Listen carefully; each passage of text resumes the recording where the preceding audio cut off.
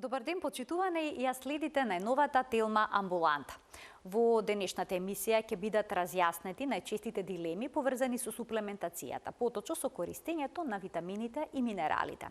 Дали со добра, квалитетна, здрава исхрана можеме да ги внесеме сите нутритиенти, поточно сите хранливи материи. Во таков случај имаме ли потреба за суплементација, односно за земање на витамини и минерали? Постои едно широко распространето убедување дека витамините и минерали не може да бидат штетни, туку само корисни. Сепак за нив требали да се размислува како за лекови. Што е вистина, а што е заблуда кога станува збор за користењето на витамините и минералите? Ќе дознаеме од денешниот разговор со магистар Билјана Божиновска, фармацевт. Разговорот ќе го проследите по рекламниот блог, затоа останете на Телма.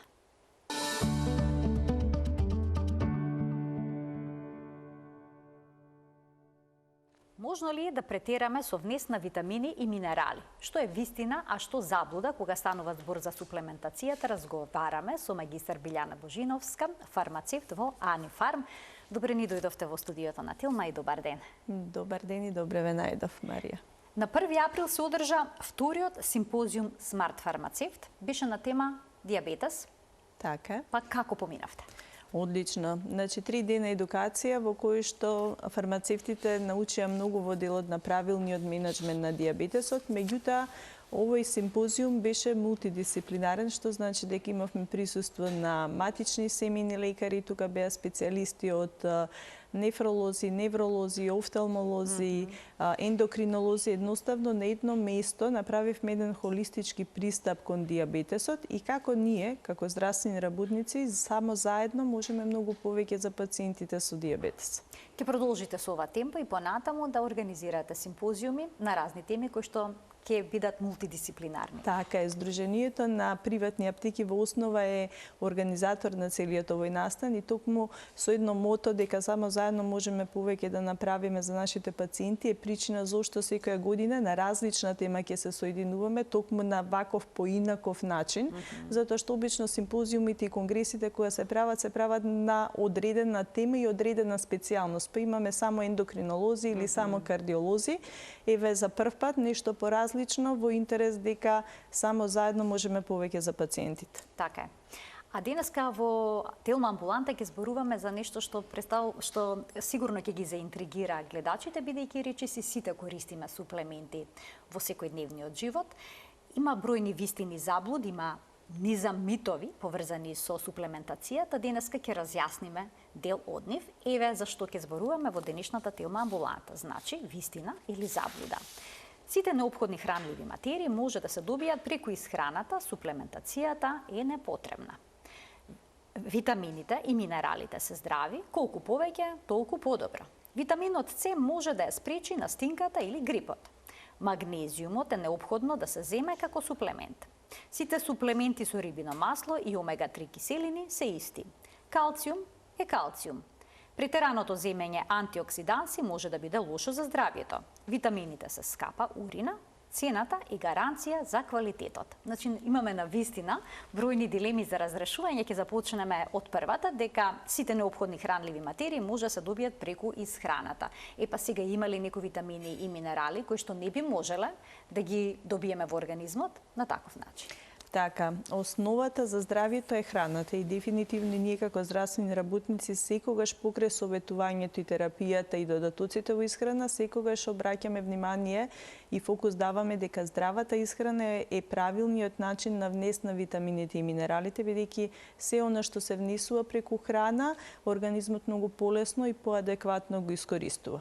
Меѓутоа се наметнува едно друго прашање. Дали храната ги има секогаш сите потребни витамини и минерали и колку нејзиниот квалитет и каков е квантитет што треба да го внесеме за да ние ги задоволиме нашите дневни потреби. И тука се наметнува прашањето од потребата за додатоци во исхрана, затоа што брзиот начин на живот, неправилниот начин на комбинирање на храната е првиот и основен предуслов зошто витамините и минералите и сите оние потребни аминокиселини, протеини, масни киселини ги внесуваме или не ги внесуваме во исхраната, се причина зошто ние мораме и суплементацијата да ја земеме во текот на денот. Квантитетот на храна која што треба да се произведе за да го ја задоволи потребата, го намалува квалитетот. И секогаш тие две работи одат заедно. Колку поголем квантитет на храна, една јаболкница во текот на поранешното производство може би раѓала само 20 кг јаболка, меѓутоа сега раѓа 100 кг јаболки. Прашањето е дали во едно јаболко ги имаме сите потребни витамини и минерали, а при тоа колку имаме пестициди и останати нели штетни материи кои што на некој начин го оптеретуваат нашето тело. И сега повторно се наметнува прашањето како до баланс. Што е она што ние правилно треба да избереме и секогаш велиме основниот начин за здравие пред се здрава исхрана. Значи, која ќе биде балансирана со доволен внес на витамини и минерали преку здрави и свеж зеленчук и овошје, при тоа правилно измиено, правилно отстранети сите нели пестициди кои што по практика еве нутриционистите почесто обраќаат внимание како нели треба да се обработува и термички припрема храната, како при тоа да се отстранат сите штетни нели пестициди кои што најчесто се задржуваат во кората на јаболката, во лушпата, во лиснатиот зеленчук и повторно велиме дека никогаш не смееме да забораваме дека основниот извор на тие хранливи материи е храната, меѓутоа сепак потребата од суплементација секако се наметнува. Значи, првата дилема е заблуда во нашиот случај. Сега има уште една дилема што се наметнува и произлегува од тука. Велат, оние кои што јадат доволно леп, немаат потреба за суплементација со витамините од групата Б. Така. Точно ли е ова? Не е точно, затоа што повторно се доведуваме до ситуација дека не секој леп е и здрав леп. Значи имаме леп кој што е со многу мала нутритивна вредност, а богат со глутен и многу малку витамини. Токму повторно имаме еден нов модул во делот на исхраната каде што се користи почесто значи леп кој што е богат со семиња, кој што изобилува со витамини и минерали, изобилува со Б витамини и при тоа најчесто од овие семиња не се отстранети секогаш лушпите, бидејќи знаеме дека токму во лушпата е најголемата концентрација на Б витамините кои што се потребни да се внесат. И затоа одиме кон делот дека значи лебот кој што е потемен леб, значи кој што во својот состав содржи цели зрна е похранлив и побогат со витамини од групата Б. Има уште едно широко распространето убедување, за да бидеме здрави е потребно секогаш да земаме мултивитамин. Сега мултивитаминот може ли да биде замена за здрава исхрана? Секако не може да биде замена за здрава исхрана, меѓутоа дека имаме потреба од некаков тип на суплементација покрај здравата исхрана, секогаш се наметнува потребата каков е тој мултивитамински или мултиминерален препарат што треба да го земеме. Ние како фармацевти можеме да посведочиме дека во последните десетина години се увеза огромен број на суплементи кои што се токму вакви мултивитамински и мултиминерални додатоци и она што е својствено кај нив дека кога доаѓаат тие во комбинација секогаш доаѓаат во малку пониски дози отколку кога се како поединечни витамини, меѓутоа синергијата која што владе во ваквите препарати, значи едноставно меѓусебно надополнување дава еден комфор во додатоците на исхрана да пациентот нема потреба да внеси неколку видови на таблетки, капсули кои што ќе содржат поединечно витамини или поединечно минерали или поединечно одреден тип на овие компоненти, а сепак ќе ја задоволат горе-доле дневната потреба за внес. И ако сме сведоци, секогаш во делот на декларација точно стои во проценти колку тој витамин или минерал ја задоволува дневната потреба.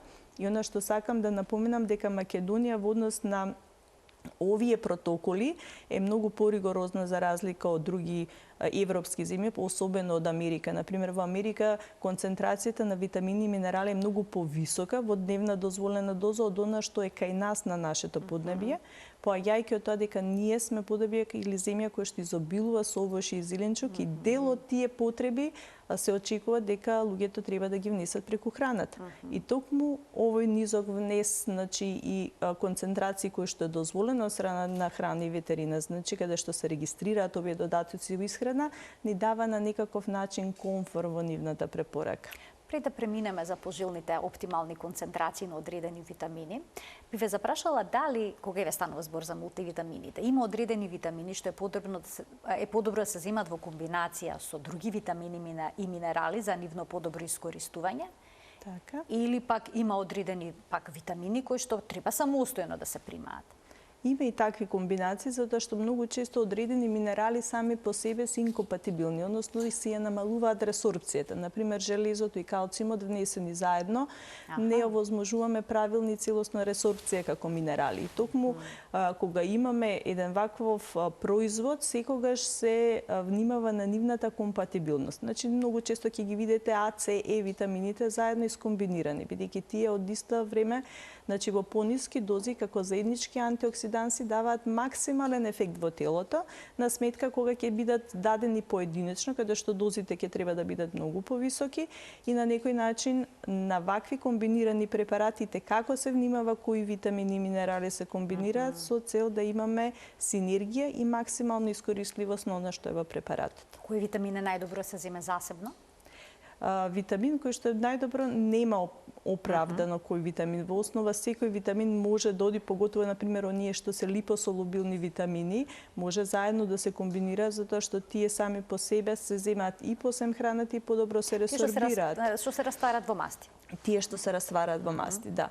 Меѓутоа, оние кои што може би поединечно да се земат, секогаш одиме кога навистина пациентот има конкретно потреба од одреден витамин и минерал, а сите останати сметаме дека доволно ги внесува кон исхраната, тогаш се одлучуваме за монодозирани облици. Например, само да се внесе витамин Д, меѓутоа секако при тоа се напоменува дека за да витаминот Д го има својот ефект, ако е тој земен во третман на некаква остеопенија или остеопороза, дека мора да биде пропратен со исхрана која што ќе биде богата со калциум, затоа што самиот Д витамин без доволно внес на калциум и К2 нема да ја достигне својата ефикасност, односно да ја изгради коската и да ја намали нејзината порозност.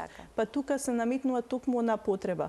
Дали пациентот доколку не внесува правилна исхрана, подобро е витаминот Д, калциумот и К2 витаминот да и бидат во еден суплемент кој што ќе дава комфорт. Значи пациентот нема да мисли дали заборавив нешто или ги земав сите одеднаш и на некој начин самите производни капацитети и производството во делот на фармаколошката технологија оди до тој степен да ги става во облик кој што е најприлагодлив, лесно се ресорбира и на некој начин не го оптеретува телото на пациентот. Преминуваме на следната дилема, која што вели: витамините и минералите се здрави, колку повеќе, толку подобро. Исто така постои едно убедување дека можеме да земаме витамини и минерали во поголеми дози, бидејќи тие се здрави. Но дали е тоа вистина? Може ли да си направиме некаков проблем и дали можеби на витамините и минералите понекогаш треба да се гледа и како на лекови? Така е, треба да се гледа и почесто како лекови, зашто не е неограничена и неконтролирана употребата на овие витамини и минерали, затоа што секогаш велиме треба секогаш да го одржуваме балансот на телото, тоа значи и баланс во внесот на овие витамини и минерали. Ние кога учевме порано, верувам дека и сега малите деца учат уште во осмолетка, дека освен тоа што имаме хиповитаминоза, односно недоволен внес на витамин, имаме и хипервитаминоза. Хипервитаминозата особено е присутна кај липосолубилните витамини, оние кои што рековме се раствараат во масло. Тоа е витаминот А, витаминот Е. Поновата теорија дека витаминот Д не може да се предозира, бидејќи наоѓа начин како да се депонира и во потреба кога има организмот истиот да го искористи. Меѓутоа, хипервитаминозата е исто многу опасна колку што е опасен и неконтролираниот внес на минерали. Минералите во основа ги оптеретуваат и бубрезите, ги оптеретуваат и цревата. Поготово железото како минерал кој што се дава во третман на анемија е многу битно во кој облик ќе се даде, да се внимава на општата состојба на пациентот, од причина што не секогаш имаме состојба на дигестивниот систем, тоа се цревата, каде што ќе имаме правилна ресорбција на тоа железо, или пак имаме одредени гастритични проблеми со желудникот, каде што ресорбцијата на ова железо е исто така намалена. Значи, при препорака на витамините и минералите треба да се земе во предвид и здравствената состојба на пациентот. А колку време може да се пијат витамините и минералите? Може ли неограничено во мали дози, да речеме? Во мали дози кога доаѓаат како превенција и суплементација може да се земаат неограничено за да ја надополнат онаа потреба која што е секојдневна потреба за телото, затоа што на здравието и превенцијата луѓето треба континуирано да работат. Тоа не е во моментот само доаѓа есенски период или зимски период, па тука сега ќе земам голема количина на додатоци да ме заштитат и превенираат. Имунитетот е нешто на кое што ние работиме во текот на целиот живот и во текот на сите годишни времиња. И заради тоа секогаш велиме, при препорака на било која суплементација мораме да имаме во предвид прво генетските предиспозиции, животните навики кои што ги има самиот пациент и неговите здравствени состојби. Сите тие три битни фактори е кога ќе дадеме и помислиме како фармацевти што е она што му е неопходно на пациентот како додаток во исхрана да го препорачаме. Кога зборуваме за имунитетот и здравјето, доаѓаме до витаминот С, кој што е следен на нашата листа со дилеми.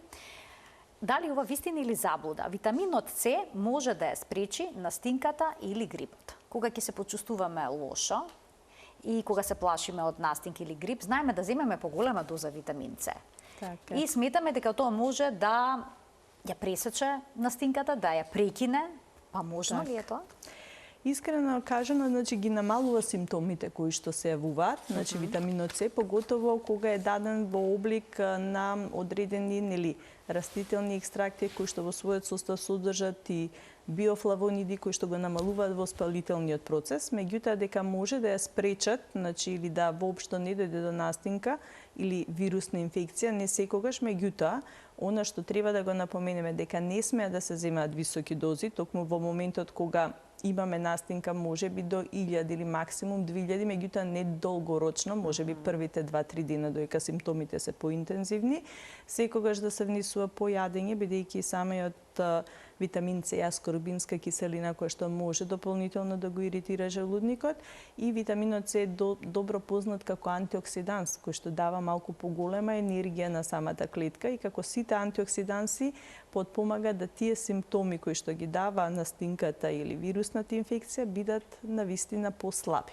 Значи симптомите ќе бидат послаби, но настинката не може да се спречи или пак грипот со помош на витаминот С. Не може. Во секој случај сепак е тоа имунолошкиот одговор кој што телото е спремен да го даде при контакт со тој вирус, а имунитетот спомнавме нешто на кое што треба континуирано да се работи, а не само во моментот кога проблемот е настанат. И сега, која е оптимална доза на витаминот С што би можеле да ја примиме? Според сите протоколи не повеќе од 180 милиграми континуиран внес на витамин С сосема доволно. Верувате дека при здрава исхрана тој витамин С ние реално и го внесуваме преку храната, меѓутоа имаме категорија на пациенти кои што имаат зголемена потреба. Тоа се пушачите, луѓе кои што се особено изложени на одредени радиоактивни зрачења, УВ зрачења, значи летниот период е исто така период каде што витаминот С како ни е потребен токму за да се спречи оној оксидативен стрес што УВ зраците го прават.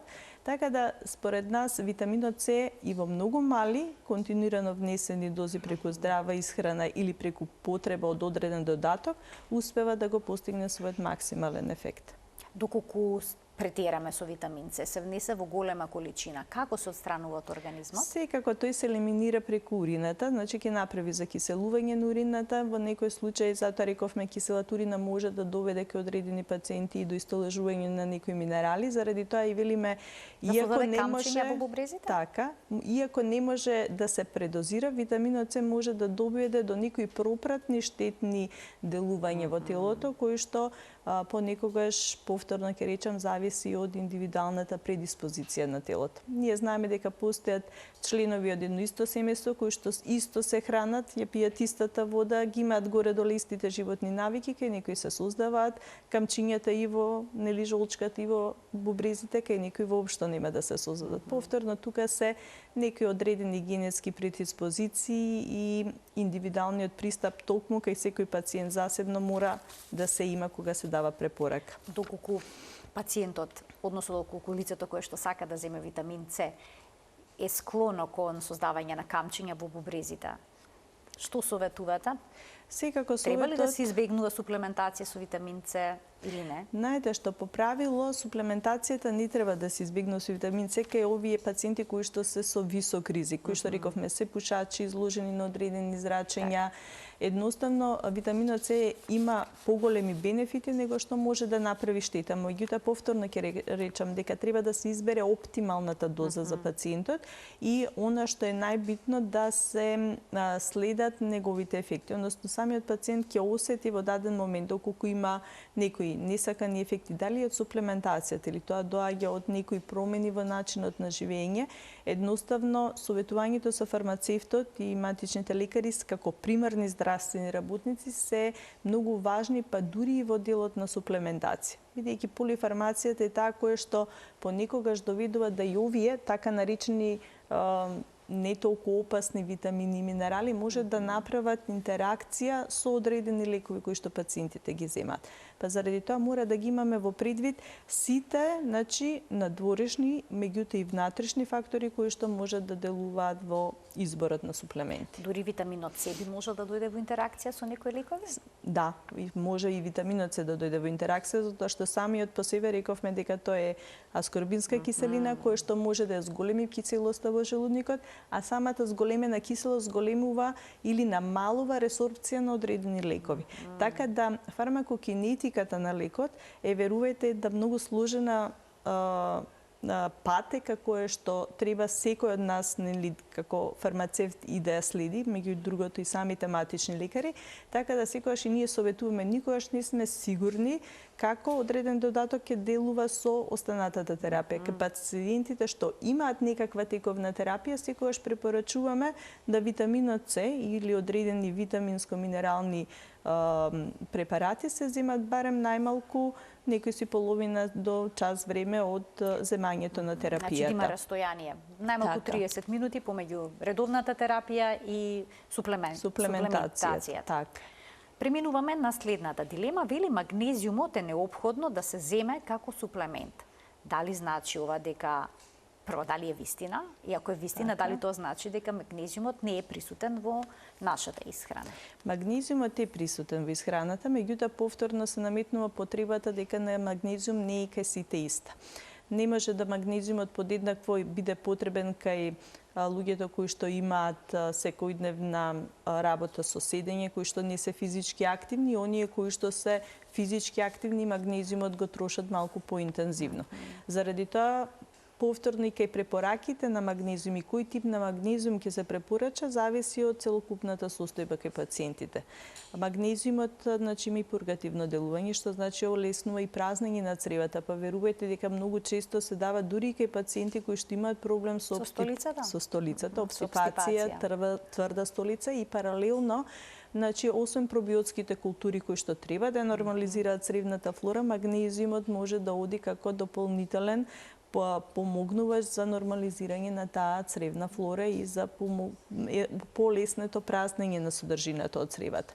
Меѓутоа не смееме да го дадеме кај пациенти кои што имаат иритабилен колон, кај оние кои што имаат течни и чести столици, затоа што дополнително ќе продуцира зголемен број на столици и едноставно иритација на самото црево.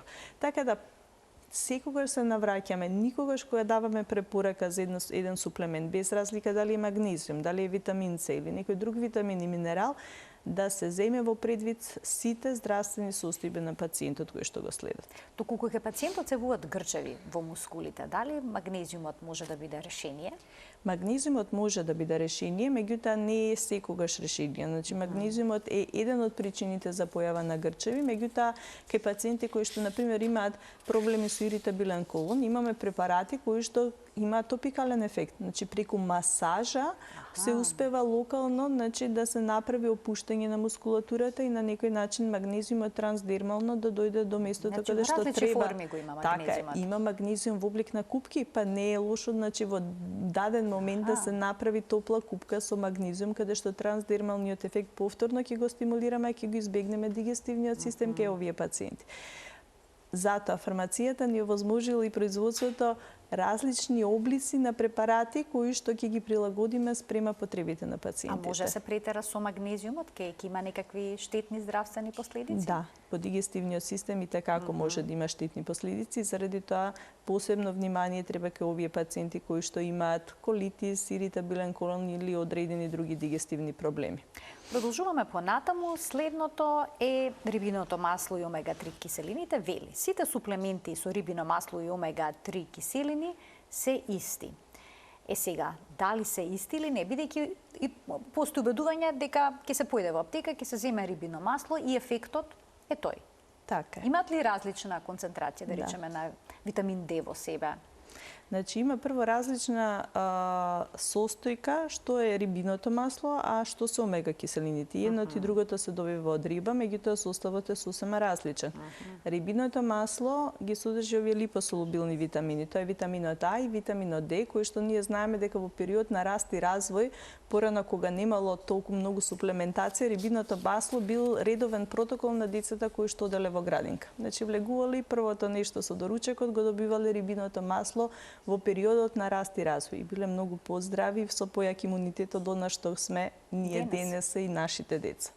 За разлика од рибиното масло, кој што рековме дека може да биде компонента Ја и Д витамини како витаминска суплементација, омега киселините се добиваат исто од риба, меѓутоа не мора да се добијат од риба. Омега киселините може ги имаме и во голем број растителни и животински производи каде што може да се искористат и преку исхраната. А што се тоа? Тоа се незаситени масни киселини кои што се многу јаки антиоксиданси. И почесто се ќе слушнеме омега-3, омега-6, омега-9. Прашањето е која омега киселина треба да ја земам, па зошто има различни типови. Без разлика сите тие се незаситени масни киселини, а дали се 3, 6 или 9, зависно од тоа каде е поставено на двојна незаситена врска. Во секој случај, она што функционира и каква улога има омега киселините, ги врзува слободните радикали, зашто таа двојна врска е во секој момент постои можност да се ослободи и да врзи некој слободен радикал, кој што знаеме се почесто зборуваме оксидативен стрес, старење на телото, токму слободните радикали кои што се создаваат во нашето тело, а се причина за старењето на нашите ткива, органи, на ниво на клетка се случува старењето, е токму поради овие радикали. Омега киселините го имаат ја имаат таа моќ да го врзат на слободниот радикал и да го елиминираат од телото. И заради тоа секогаш ги препорачуваме кај пациенти што имаат кардиоваскуларни пореметувања, кои што имаат потреба да се заштити брзото старење на крвните садови. Заради тоа што секој стар крвен сад има неправилен доток на кислород и храна на ниво на клетка. И тука се излегува потребата дека сакаме побавно да старееме, сакаме да задржаме младалачки изглед не само на својата кожа и на дворешниот изглед, туку и на своите витални органи, пред на крвните садови. Потребата од омега-3 масни киселини приоритетно е многу голема. Дали ни е потребно омега-6? Омега-6 се во основа најчесто ги внесуваме преку рафинираните масла. Значи, тука е сончогледот, ги има на многу места каде што во основа ја имаат истата таа антиоксидативна моќ, меѓутоа не најчесто од нив и немаме потреба од толку честа суплементација. И кога се внесуваат во комбиниран препарат, поготово кај кардиоваскуларните заболувања, тие се во точен сооднос поставени за да го имаат максималниот оптимален ефект кај пациентите. Колку време може да се земат, бидејќи еве сега ќе поврземе со уште една дилема дека претераното земање антиоксиданци може да биде лошо по здравјето, дури штетно и опасно. Так. Некаде велат. Значи, колку време може да се земаат овие омега-3 киселини? Пак ќе речеме, се зависи од пациентите. Ке пациенти кои што имаме кардиоваскуларни заболувања може континуиран внес на омега киселини. Зошто? Затоа што тие ја подобруваат еластичноста на крвните садови, спречуваат спојавување и создавање на атеросклеротични промени на крвните садови и тука немаме ограничување. Едноставно благопријатно е секогаш кога можат пациентите да си приуштат внес на омега киселини. Од друга страна, кога рибиното масло порано важеше правилото да се зема секогаш кога во месеците имаме буква Р. Од септември до април. Значи, тогаш кога сонцето е помалку застапено и тогаш кога ние не можеме од сончевите зраци да ги земеме потребните дози на витаминот Д. А при тоа да спречиме хипервитаминоза од витаминот А, што е присутен во рибиното масло. Сега се наметнува прашањето, дали сите пациенти треба да ги ставаме во истиот кош? Одговорот е секако не. Кога имаме превенција, секако зборуваме за потреба на витаминот Д и суплементација на АИД токму во овие 6 месеци. Меѓутоа, кога имаме третирање на остеопороз, рахитис, каде што имаме состојби кои што се веќе здравствени нарушени индикации. Тука имаме континуирана употреба и потреба од внес на витамин А и Д, дали е тоа рибино масло, дали е суплемент каде што имаме точно дозирана концентрација на витамин А и Д. И секако тука мораме да напоменеме дека препораките и континуираната проверка на овој Д витамин и здравствената состојба кај пациентите ни е основниот индикатор каде што треба да ни даде одлука која доза на витамин Д ќе се земе или рибино масло, иако во рибиното масло секогаш немаме точно специфицирани дози на АИД витамини, тука повторно се доведуваме во прашање колку една супена лашица реално има правилно титрирана доза, меѓутоа начинот на и ефектот на самиот витамин Д од рибиното масло можеме да ги земеме преку сите оние можни лабораториски исследувања, колку е плазмената концентрација, дали имаме потреба од дополнителна суплементација, секогаш изборот го одредуваме кон оној суплемент кој што кај тој пациент ни дава најдобри резултати. Дали во различни производи на рибино масло има различна концентрација на витаминот Д и А? И па тоа е истото прашање сега што го наметнавме. Не секогаш имаме точно дефинирано колку во една супена лажица, 10 мл, секогаш имаме точно одредена концентрација. А има продукти каде што е тоа имаме наведено? точно продукти каде што е тоа наведено и каде што точно си оди препораката која е максималната дневна препорачена доза и секогаш велиме кога одиме на долготрајна примена, секако треба да се придржуваме на некоја оптимална доза, каде што во помали редовни внесувања ќе доведеме до правилна суплементација. Понекогаш имаме потреби и од максимална внесена доза, меѓутоа секогаш велиме повторно да ја видиме здравствената состојба на пациентот, состојбата на сите останати органи, бидејќи верувајте дека за да еден суплемент правилно се искористи, ние прво мора да имаме добар дигестивен систем, односно правилна ресорција. Ние многу често сме свидоци дека имаме суплементација, а кај пациентите немаме резултати од дадени препарати. Па тука се наметнува прашањето дали имаме избор на соодветен суплемент или имаме некој индивидуален проблем кај пациентот, односно имаме неправилно искористување до тој суплемент. Имаме состојби каде што 80% од пациентите од дадена суплементација имаме одлични резултати, ама имаме 20% од тие пациенти кои што немаме резултати и имаме потреба да избереме нов вид на суплемент што токму кај него ќе даде резултати и ефективна терапија. Понекогаш лекарите даваат совет, подобро е велат да се земе Д витамин во капки отколку рибино масло, бидејќи кај пациентот може да дојде до предозирање со витамин А. Така. Кои се опасностите од тоа?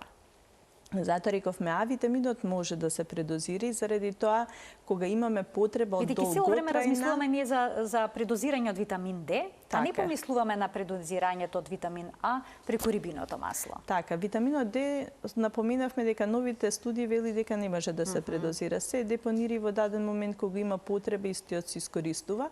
За витаминот А постои опасност од хипервитаминоза и токму кога имаме потреба за долгорочно третирање, бидејќи секогаш ви реков во секој рибино масло немаме точно спецификација која концентрација на витамин Д ги имаме во тие 10 или 15 мл што треба да се земат во текот на денот. Имаме посигурна суплементација во капки или во капсули каде што точната доза е прецизирана. Например, ние имаме и перли во кои што имаме А и Д витамин, меѓутоа ние знаеме дека во превенција се зема една перла, во терапија се земаат 3 перли. Во секој случај дозажните облици кои што ни нудат комфор и сигурност во основа се почесто препишувани и препорачувани и од матичните доктори, и од специјалистите, и од нас како фармацевти. А какви штетни ефекти може да имаат антиоксидансите доколку се претера со нив? Искрено кажано, мислам дека дали досега имало таков случај, не сум видела, бидејќи верувајте дека навиката од земање на антиоксиданси е кај пациент, кај населението голема, меѓутоа никогаш кога би се придржувале до правилната употреба, не може антиоксидансот да се предозира. Верувате дека може би во дадени препарати каде што имаме антиоксиданси, меѓутоа имаме и комбинација на минерали, тука може би треба да бидеме малку попрепазливи, бидејќи рековме дека минералите може да доведат до некој друг тип на оптеретување. Меѓутоа, најголем дел од производите што се на нашиот пазар, ви рековме дека имаме многу ниски дозажни облици кои што се дозволени за регистрација од страна на храна и ветерина, и кога веќе суплементот е во делот на додаток во исхрана, а пациентот, односно корисникот, се придржува на препорачената доза, верувајте, од предозирање нема никогаш да дојде. Продолжуваме понатаму. Вели калциум си е калциум. Тоа е следната дилема во денешната Телма амбуланта. Дали сите суплементи што содржат калциум се исти? Има ли одредени форми кои што е подобро да се користат во споредба со други кои што подобро се искористуваат и слично? Така, калциумот во секој случај го имаме и како лек кој што се препорачува и препишува ке пациентите што се на диализи. Тука имаме потреба од суплементација внес на калциум, бидејќи тој се губи во периодот кога се прави диализа. Меѓутоа, кој е оној калциум и која е таа концентрација на калциум што ние треба да ја препорачаме во делот на суплементација кога зборуваме за превенција или кога зборуваме за третман, например, на остеопоротични промени. Тука имаме голем број на избор на препарати. Верувајте дека се поретко се гледа производ кој што е со чист калциум. Калциумот најчесто е пропратен со витамини, како што се витаминот D и витаминот K2, кои што во пониски дози на калциум имаме максимално и правилно искористување нистиот. И повторно ќе се навратам на тоа дека доколку имаме потреба на калциум, дали тој се дава дури кај дечиња во делот на суплементација кога имаме рахитични промени, освен D витаминот потребен и правилен внес на калциум, меѓутоа секогаш се советува да калциумот биде внесен колку можеме повеќе преку здравата исхрана. Бидејќи ние имаме млечни производи кои што содржат голема концентрација на калциум и веруваме дека тој калциум е оној кој што телото по правило и најприродно ќе може да го искористи во телото. Па кога имаме потреба за третирање, верувам дека и тоа искуствено се гледа позадински, дека почесто се препорачуваат понекогаш ако пациентот доволно внесува млечни производи, да се суплементира само витаминот D3 K2. Меѓутоа, ако пациентот не внесува доволно млечни производи, а имаме потреба да се третира остеопороза и рахитис, и како се даваат препарати кои што се вакви комбинирани.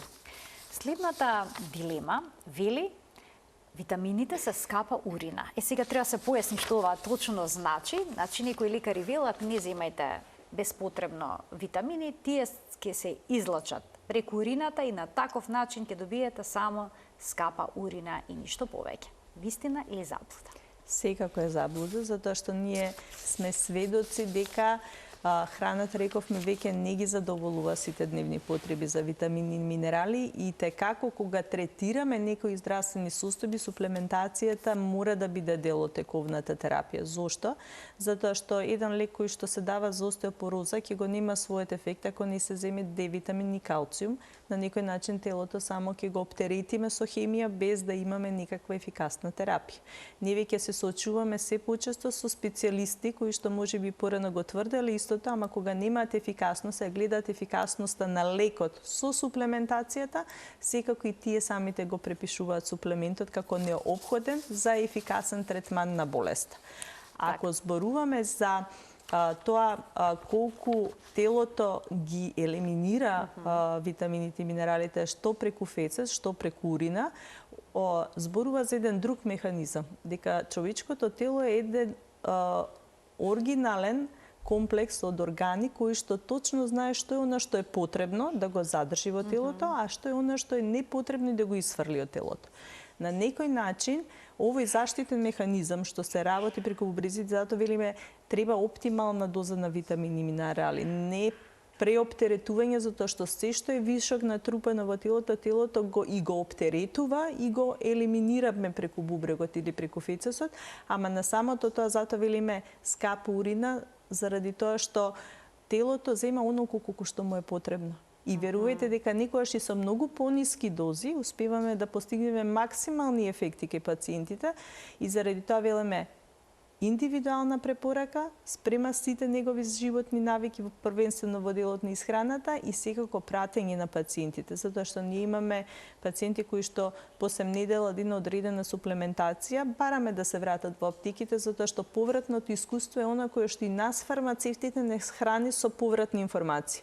Секогаш ќе го препорачаме оној суплемент од кој што гледаме дека пациентите се задоволни, имаме позитивни бенефити и на крајот од едното она што е најважно да имаме правилна суплементација по потребите и препораките од страна на стручните лица.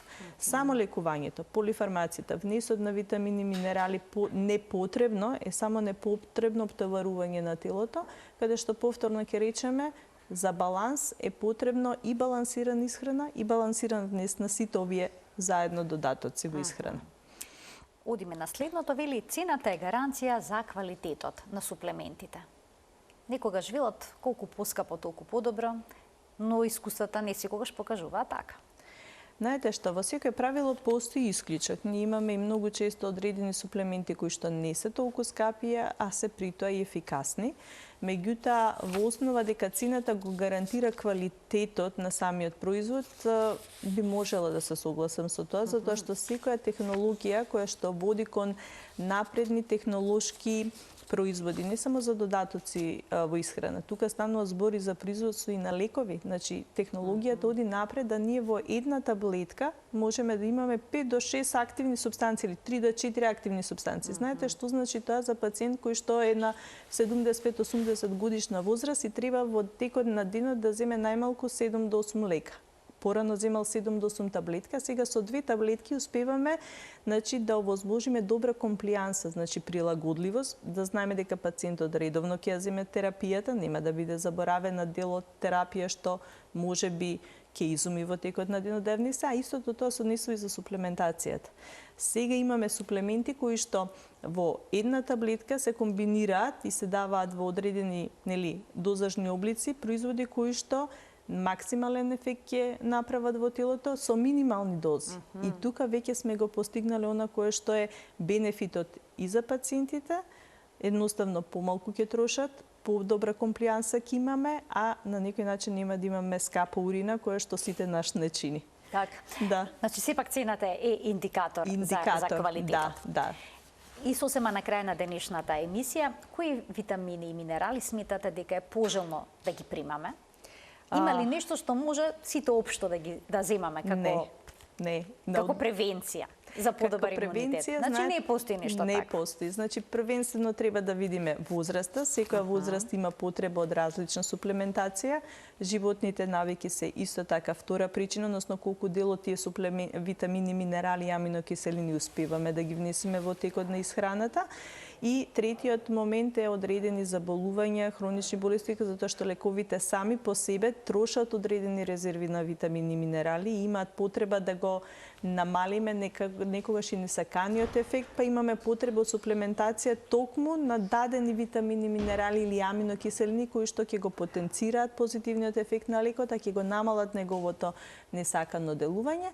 И на крајот од денот повторно ќе речам, само индивидуалниот пристап дава правилна препорака, а сето тоа зависи од годишното време. Не се храним исто во лето, не се храним исто во зима.